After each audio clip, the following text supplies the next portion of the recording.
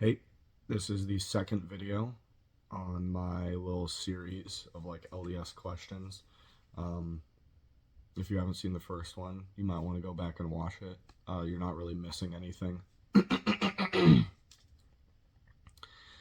Just basically an intro. Um, these videos are more meant for my friends and family because I never really gave them a proper explanation of why I left the LDS church. So these videos are like for them mainly, but also I'm open to any sort of answers and explanations that, anyone is willing to give. So thank you for your time, coming to watch the video. Thank you to the people that commented on my last video, the two people. Hopefully this audio is better, and I am going to be video chatting with that one guy. And if he's down, I'll record it and put it up. I don't know if he is yet, though. We're still emailing. Anyways, let's get right into it. So, like I said, these questions are more about archaeology and history. And so, my first question is about if you're an Orthodox, my bad. If you're a LDS apologist, you've already heard of this, but there's this book called View of the Hebrews that was published in 1823, and the Book of Mormon, of course, was published in 1830. It was published in the View of the Hebrews, that is, in Pulte, or in Rutland County, in the same place that Oliver Cowdery was. So Oliver Cowdery lived in the same city as the guy that made View of the Hebrews. And it's a hypothetical book. It's like a fictional book that a pastor wrote about the Jewish nation, or the Jewish people, coming over to the New World and being the natives. And it was a really popular theory at the time, in the 1830s and 20s and stuff like that, that the Native Americans were one of the lost tribes of Israel. And so this is kind of like a fiction book on it. So it was a very popular idea at the time. And here are a few of the similarities. A few of the similarities between the Book of Mormon and View of the Hebrews. And I've read through the Book of Mormon, and I have read through the Book of the Hebrews.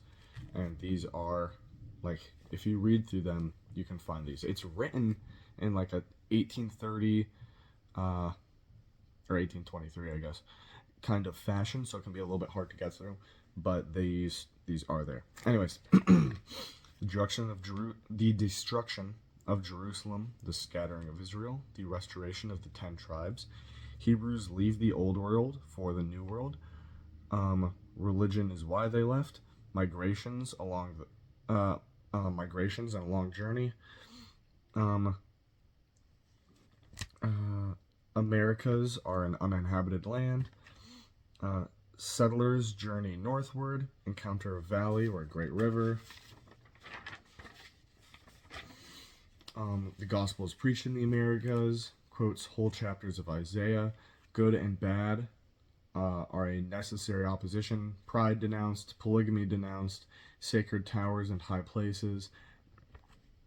Messiah visits the America. So Jesus Christ visits the Americas in both of these books, both the Book of Mormon and View of the Hebrews. Idolatry and human sacrifice. Hebrews divided into two classes. Civilized, thrive, written language, metalworking, navigation. Government changes from monarchy to republic. Civil and ecclesiastical power is united in the same person. Long wars break out between civilized, or between the two tribes of the Hebrews there. Extensive military fortifications, observations of watchtowers.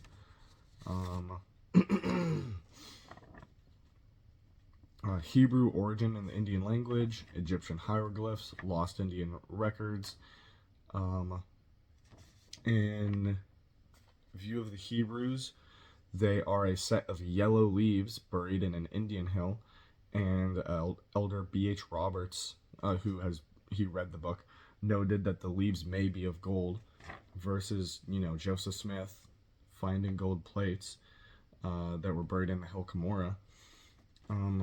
Breastplate, Urim and Thummim, prophet spiritually gifted men, a man standing on a wall, a warning to people, saying, "Woe to this city, woe to this people," while subsequently being attacked. Samuel the Lamanite.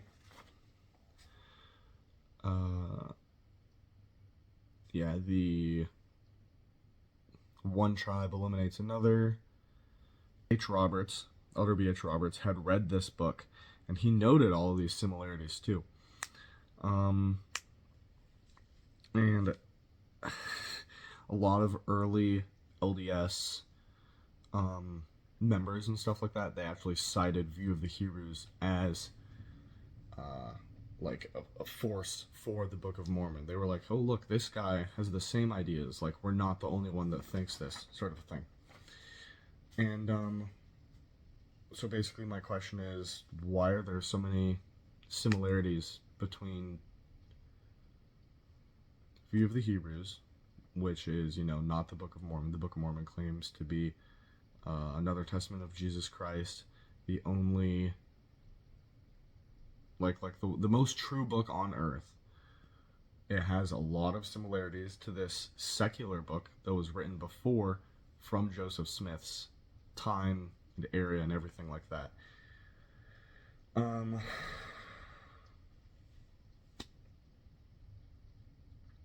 It's just a little weird that they're so similar.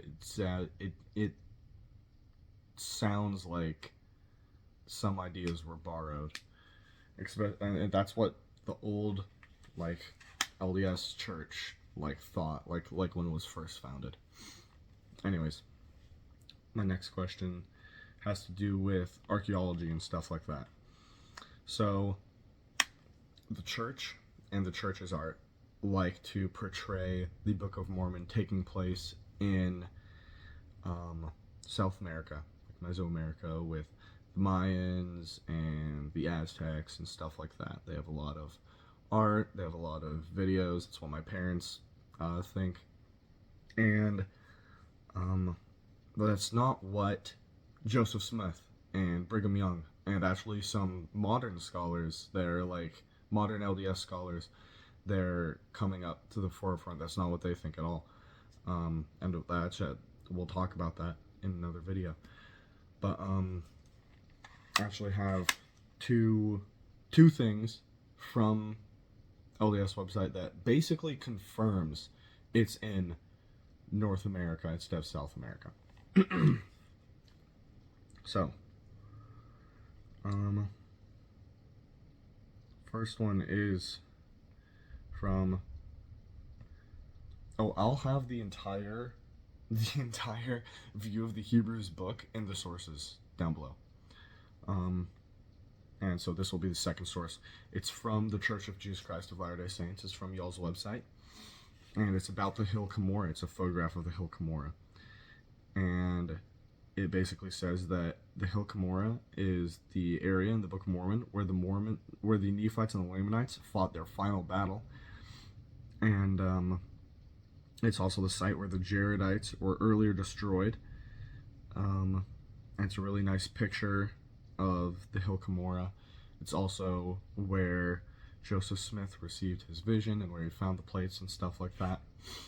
And that the hill Cumorah is in New York, so not Mesoamerica, not the Mayans, that sort of thing. The other piece of evidence that I have, at least, that can be sourced from the LDS materials as it occurring in North America, is when Joseph Smith, something he said when he was going down to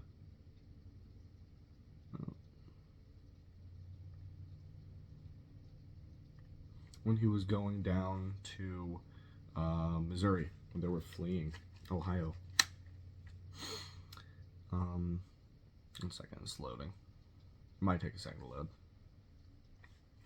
So this is Joseph Smith going from Kirtland to Missouri, and in the site that I'm going to give, it's page 79, and it's really interesting. So I'm going to just read it. During our travels, we visited several of the mounds which had been thrown up by the ancient inhabitants of this country, Nephites, Lamanites, etc. And this morning I went up on a high mound near the river, accompanied by the brethren. From this mound we could overlook the tops of the trees and view the prairie on each side of the river as far as our vision could extend. And the scenery was truly delightful. On top of the mound were stones which presented the appearance of 3 altars, having been erected one above the other according to the ancient order, and the remains of the bones were strewn over the surface of the ground. The brethren procured a shovel and a hoe, and removing the earth to the depth of about 1 foot, discovered the skeleton of a man, almost entire, and between his ribs the stone point of a Lamanitish arrow, which evidently produced his death. Elder Burr Riggs retained the arrow. The contemplation of scenery around us produced peculiar sensations in our bosoms, and subsequently the visions of the past being opened to my understanding by the Spirit of the Almighty, I discovered that the person whose skeleton was before us was a white Lamanite, a large, thick-set man, and a man of God. His name was Zelph.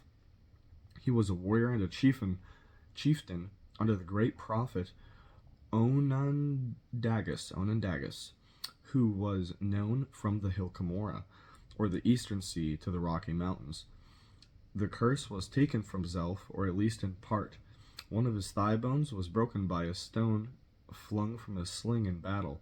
While in battle years before his death, he was killed in the battle by the arrow found among his ribs during the last great struggle of the Lamanites and Nephites. So that's Joseph Smith basically getting a revelation after digging up a skeleton and saying, his name was Zelph, he was a warrior, he served under this thing, or under this guy, under this chief. And this is in between Kirtland and Missouri, so it's definitely North America, right? Okay. So that was basically just to establish anyone that's like, oh, well, we don't really know. It's definitely in America. Those are 2 LDS sources in the northeastern United States. Also, I've talked with a few people on Instagram about this, and they think it's in North America too. Some younger people that run a meme account. Okay, so my next source that I'm bringing up is from BYU. It's Journal of Book of Mormon Studies, Article 15. Again, it'll be down below. Archeology and Cumorah Questions. And it's this whole thing. You can't see it. It's this whole article on the Book of Mormon and the Hill Cumorah and finding archaeological evidence for it. There's a specific part in the article. It's in the very last paragraph, and it reads, in accord with these general observations about New York and Pennsylvania, we come to our principal object, the Hill Cumorah. Archaeologically speaking, is a clean hill. No artifacts, no walls, no trenches, no arrowheads. The area immediately surrounding the hill is similarly clean. Pre-Columbian people did not settle or build here. This is not the place of Mormon's last stand. We must look elsewhere for that hill. The Palmyra Hill is still a sacred place and was the repository of the golden plates and other relics placed by Moroni. How Moroni made his way to this place and constructed his time capsule for artifacts is a historic adventure for another time. So there's nothing on that hill. And there might be some people who aren't so, and this is of no offense, as historically inclined, that might be like, oh, well, that last battle was hundreds of years ago. Those things would have gone away.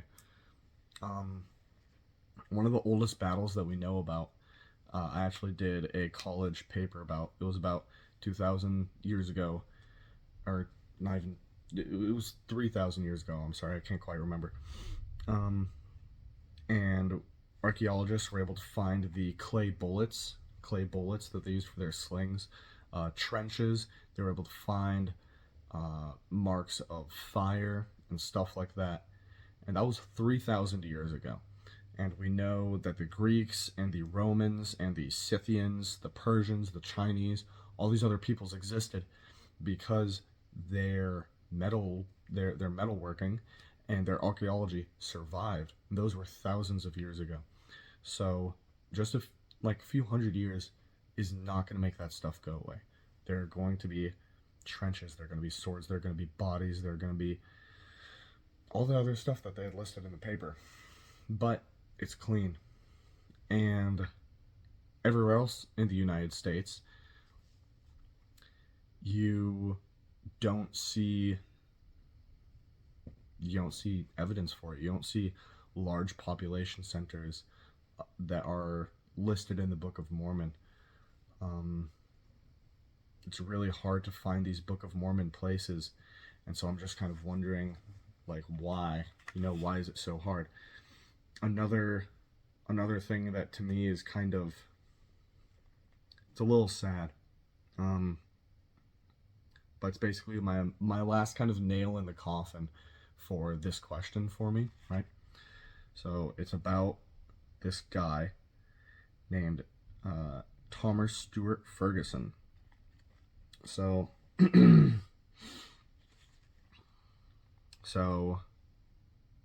he was a Mormon archaeologist, and the LDS Church funded him. And originally, he was interested in Mesoamerican history, and he really believed that Mesoamerica was the key to finding these people and stuff like that. Sorry. And so he went down to Mesoamerica after getting money from the LDS Church. And he couldn't find anything. The LDS Church gave him $150,000 in money, and today's standards. A second, it's loading. In today's standards, it would have been $1,074,840. So he was given like a good amount of money to go down to South America and find these places, this archaeology of the Book of Mormon, and he couldn't, and he actually lost his faith because of it. And the response that he sent to the church afterwards is a little sad, but I think he faxed them or mailed them. Yeah, he mailed this. So who it's addressed to is blacked out. I don't know that. But this is what he said. So, thanks for your kind letter of date it was sent. I am pleased if my letter was helpful. Herewith is my copy of my recent 1975 paper on the Book of Mormon matters. I will be pleased to have your response to it. I was one of several presented in a written symposium on Book of Mormon geography. My thesis is that of the Book of Mormon geography involves a lot more than playing with topography and terrain. The real implication of the paper is that you can't set the Book of Mormon geography down anywhere because it is fictional and will never meet the requirements for the dirt archaeology. I should say, what is in the ground will never conform to what is in the book. Best wishes in handling your difficult problem. Sincerely, Tim Ferguson. It's signed. So, that guy lost his entire faith after being sponsored by the LDS Church and BYU to go down to South America and look for any evidence. And, I don't know, it's just, it's sad. So it's definitely not in South America, but it's not in North America either. So, where are these guys? If someone has like a link to a credible archaeological source on, things that could back up the Book of Mormon, please, like, put it down in the comments, send it to me, whatever, right? There's a storm here.